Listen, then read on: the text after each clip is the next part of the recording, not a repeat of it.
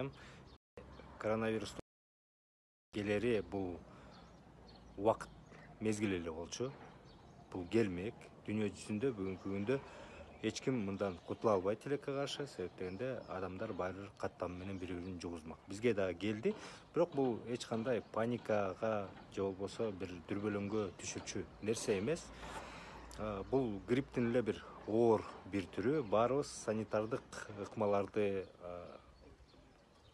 толугу менен колубузга алып, жуунуп, тазаланып, дайыма антисептиктерди колдонуп, маска колдонуп, кээ бирөөлөр айтып атат, айрымдары маска жардам бербейт деп. Жок, андай эмес. Баары бир өзүбүздү дагы, бирөөлөрдү дагы коргоого аракет кылышыбыз керек. Эң негизгиси бардыңыздар окусаңыздар керек, бул кары улгайган кишилерге өтө кооптуу. Ошондуктан ушу жакын туугандарыңарды, ата энеңерди ошо барып көрөм деп бербестен өзүнчө кылып массалык жерлерге барбай ошентип гана аракет кылышыбыз керек.